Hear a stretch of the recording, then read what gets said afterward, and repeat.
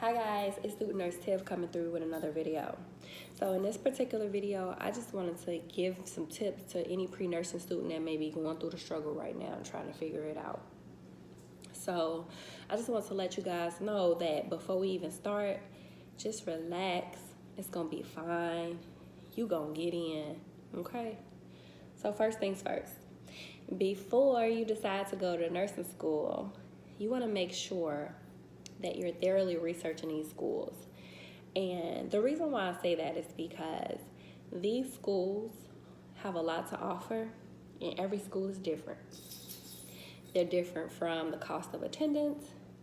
They're different from the prereqs that you may have to take to get in. And to go along with that, you want to be mindful of the expiration date on the prereqs. Some schools say they'll take your prereqs up to 7 years. Some say up to 5, some say 10. You want to make note of that. Also, every school may offer something totally different. Like, it's so many interests and routes to nursing that it's ridiculous. You want to make sure that you are applying to specifically what it is and you know what it is that you're trying to do, so you can be on a straight path and not a narrow one, and not zigzagging and crossing and things like that. So before you even start, research these schools. I say comprise a list of maybe your top 5 schools, maybe even your top 10, and rank it from, the ones that you most importantly could see yourself at, and then go down the list. So when you are making sure, when you write these schools down, that you're including things like the cost of attendance, the prereqs that you need, how much is the application process, do they require any entrance exams, and things like that. So that when you're deciding which ones you should apply to, you can easily go through and weed them out, okay? Some of them have like crazy GPA requirements. Some may be like, oh, you gotta have a 3.75 GPA to even get in our program. So you wanna make note of those things. So research, okay?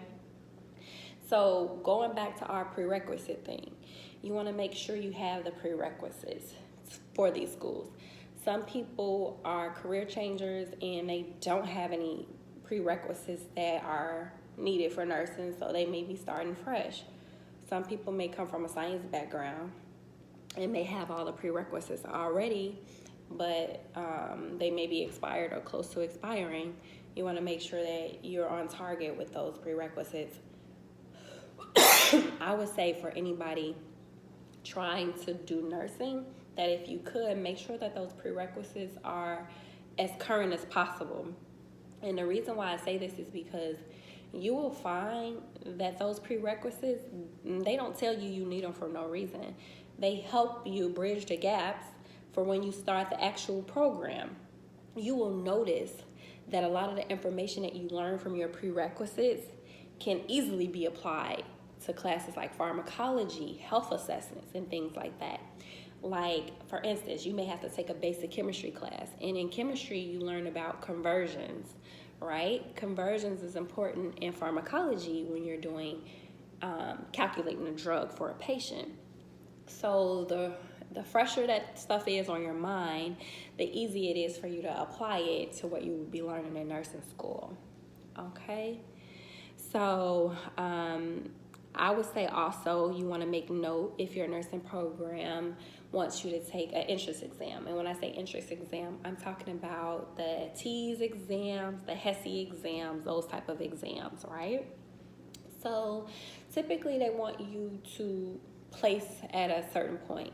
Like, for instance, I was looking at one school before I applied, and they wanted me to have an ATI of like 70 across all sections, which wasn't bad, but every school has their different requirements, so you want to make note of that. And if you are required to take it, I wouldn't go into it blindly, not preparing.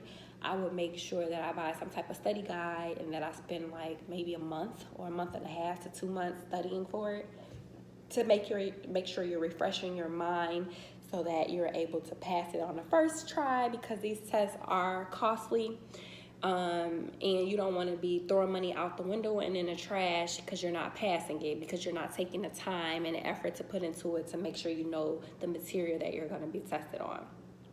And you also want to make sure you do well. You don't want to just get at the mark at what they want you to have. You want to exceed that, because believe it or not, it's competitive and they're looking for the best candidates. So you want to make sure you have a good score, okay? So don't cram it. Don't cram it. Like, you never want to be that person that crams it, because then it's not useful for you. Because like I said, sometimes the information that's on these exams can be applied to nursing school. So if you cram it for the exam, you're going to forget it about a week or two later. What good did it really do you? You know, you're not in this to learn information short term. You want to keep it long term, because you're going to be taking care of patients, okay? Also, prepare to spend some money on these applications, okay? Remember that list I told you, you can put your top 10. If you feel that it's going to be too costly, reduce it to your top 5, you know, so that you're not dishing out a lot of money on applications. Each application range from $50 and above. So that's something to note, that when you want to apply to nursing school, that you're going to have to maybe apply for a couple of schools, because you may not get your first pick. So that's also something to note. So make sure you have a little money to splurge on applications for nursing school, because it's important. You also want to make note of deadlines too. Like, a lot of people be I'm so sorry, y'all, I'm kind of sick. But a lot of people are like so wrapped up into taking their prereqs, making sure they get all their prereqs in. And sometimes they miss these deadlines, and then it end up pushing them into the next semester of applications or the next year of applications. You don't want to be that person. You want to make sure that you are aware of those deadlines and that you're meeting those deadlines. You will find some schools would allow you to still apply to their programs with some prerequisites outstanding. So you want to make note of that when you're looking at schools, if they'll allow you to apply with certain prerequisites outstanding. That's also something to note and look into.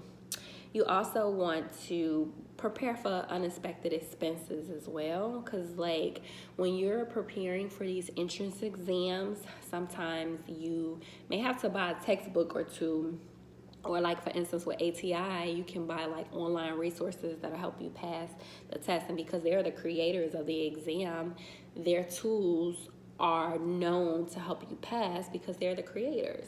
So you may want to invest money into buying programs like that, okay? And lastly, don't stress.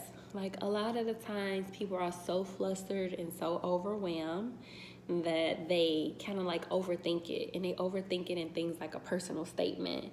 Like, a personal statement is just that, a statement about yourself, why you're the best candidate for this program, and how you can be an asset to that program, and how you will be the best nurse possible, and let them know a little bit about your background and why you're choosing to do the program. It's that simple and sweet.